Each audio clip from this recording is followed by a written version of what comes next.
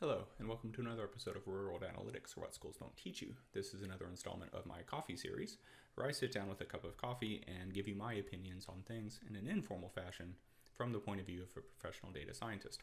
Now, a lot of people have asked me about Kaggle, because I don't normally use Kaggle, and people have asked me why. So I thought I would sit down and give you my opinions on it.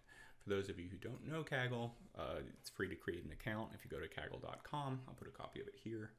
This is my kind of news feed about what's going on. There's several different things, a list of jobs if that's the sort of thing you're interested in. So if you'd like to take the time to go to kaggle.com and give it a browse, check it out. Or if you'd like to stop and get yourself a cup of coffee or some other beverage, if you hit the pause button, I'll wait for as long as you'd like. So let's go through this.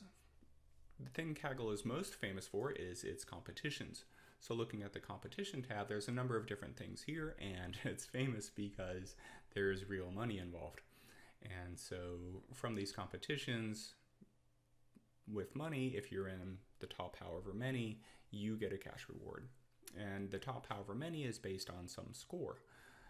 There's one that I was considering recently from Home Credit Default Risk. I work in credit default. Most of my clients are in the credit default space, so I was considering entering this competition. And if you look at the leaderboard here, there's a score. And the score in this case is the area under the receiver operating characteristic curve, or ROC curve, which is related to a Gini, which is often used in credit default. And so there's a number of different things for this problem. There's an overview with the problem description. There's data, so you can get data. In general, for Kaggle, if you want to get certain data, there's a myriad of data sets. So if you're interested in a particular type of problem, if you're interested in image processing, stock price data, e-commerce, transactions, etc., it's a great place to go and look for it. And if you'd like more information about Kaggle and how it was all started, there is an excellent podcast from the DataCamp podcast, Data Framed, with the CEO of Kaggle. It's about an hour long. I listen to podcasts on double speed. It's a great place to start if you would like more general information on Kaggle. So getting back to the home credit default risk, and again, there's a number of pieces of information here, kernels that other people have done with tutorials, etc., discussions about it, and then leaderboards. And there's two leaderboards because there's a public and a private. And the way Kaggle does this is because there's real money riding on the score, they've taken their data, they've split it into training and test. And so the training data is what you can download from the data tab, you can build your model, and then the test they've split into two parts, public and private. And what you do is you make your submissions and you submit that to the public set. It does the calculation and gives you a score. And so you can iterate upon your model to try to get a good score. And you can see here that there have been different numbers of entries for the different participants. And finally, when you're done with the model, the final submission time comes, they take your test data and run it, and you get a score on the private leaderboard, and that's where the money is. So as a professional data scientist working in the credit default risk space, an area under the curve of 80 is pretty good. I'd be quite chuffed to be working on a project and get something with an 80% area under the curve. Of course, there's difference between public and private, but if I just look at 80%, there's a few here on the public data board. The top 50 are all over 80%. If I go to the private leaderboard, I see something similar. The top 3 would round up to 81%, but if I'm just looking at 80%, the top 50 are 80% to 2 decimal places, and if I load a bit more, I'll be right back. And I'm back, and if I'm looking for approximately 80%, or 0.795, that takes me down to 580 models, where perhaps overfitting didn't overfit as much as they thought. And note that these two places, 579 and 580, have all moved up about 1,000 places in the relative rankings. So there's considerable variation between the public and private leaderboards, at least in terms of relative rankings. Now, the top few, if I compare their positions here, they've moved up. Normally, if you were in the top 20, you stay in the top 20 with a couple exceptions. Some of them moved up quite a bit. That means other ones have moved down quite a bit. But so here we are, and we can see that for most of these top entrants, they have hundreds of entries. So part of the reason why I don't participate in Kaggle is because, first of all, with this much variation, there's a certain amount of luck as to whether or not you fall in the top 3. Yes, there's skill. If you're in the top 20, if you're beating the benchmark, that's what takes skill. But to end up in the top 3, we're talking about variations in the 5th decimal point. That's individual accounts and fine-tuning things to a degree that I don't consider to be practical as a consultant, because if I'm going to be spending that much time really milking everything out of my model, knowing that the difference between how it works on this month's data and next month's data, there's going to be a lot of variation, it's just not worth it in my opinion. I also don't like this method because it places so much emphasis on score and nothing on the business requirements. So yes, all of these models have a good area under the curve or Gini coefficient, which is related, but it tells me nothing about the accept rate.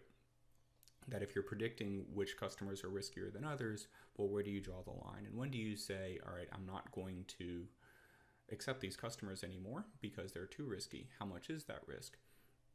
The area under the curve won't tell you that. There's another step called calibration, which would tell you that, but that's not considered here, and I don't know if that will change your relative rankings of things, because there's often more than one metric, but you need to use one metric for Kaggle for the competition, and so there you have it. So what could you do differently? If you learn nothing else from this video, it's that if you're going to give criticisms, you should also give suggestions for improvement.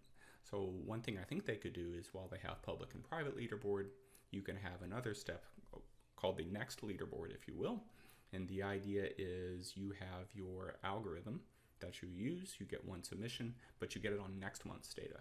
So there's no guarantees that it has the same statistics between public and private. The next month is the next month, and you get your one shot to run on that one. And the idea for the sponsoring company who's providing the data is it gives them the opportunity to demonstrate that they have the data maturity to collect the data in the same format, to upload it and turn things around. For the people running it, you get one chance. There's a time limit as to when you could do it. So if I'm the sponsoring company, I upload next month's data, I give you 24 hours to post your reply, you post your reply, and I score it from there. This also gives companies, in my opinion, the idea to monitor individual things and watch them bounce around. Because if I were to even take not 80% of this data, but if I sacrifice 10% to the data gods and run the algorithm on a different 70%, all of these are going to bounce around. And that's just why I don't normally participate in Kaggle. That said, part of why I have an account is because there is a Kaggle competition I do intend to participate in and make a series about, and that's the Kaggle Machine Learning and Data Science Survey Challenge. So because I have an account on Kaggle, I was contacted to fill out a survey. I filled out the survey, and now they've released their survey data for people to do a Kaggle competition on Kaggle data. And I find it very interesting that Kaggle's competition, there's money involved, which is great, but the idea is you don't have a single metric that you're trying to calculate. Instead, they've given you the data and they want a story. The challenge is to tell a story about a subset of the data science community represented through a combination of both narrative text and data exploration. So there's a very strong signal here, in my opinion, that Kaggle, the originator of Kaggle competitions, doesn't say, here's some data, now go out and build a model to hit the targets. They say, tell us a story. So I find that quite interesting, and this is more aligned with the type of work I normally do. So this is the Kaggle competition that I will be competing in over the next couple of weeks. I think it goes for about a month. Is during November, so you can watch my progress there as well. But my goal here is to create another series of me sitting down and going through my approach to this Kaggle competition, to share my kernels, to share my results, to put up all my code on GitHub, and you can follow along. Now, I'm not going to be spamming this on LinkedIn, so if following along on my journey of going through my first Kaggle competition, and in particular my thought process behind forming this data story, which is a little bit different than your normal analytics role, please subscribe. So how about you? What do you think of Kaggle? Have you done any competitions? Is there anything like this that you think could be improved? What do you think of my idea of Kaggle Next? The idea that organizations have this incentive to get next month's data and ensure that they have next month's data automated so that they can do such things. Or do you have any other recommendations or thoughts about Kaggle? I'd love to hear them. Again, subscribe if you want to follow me in my Kaggle journey, and otherwise I'll see you next time on Real World Analytics. Thank you.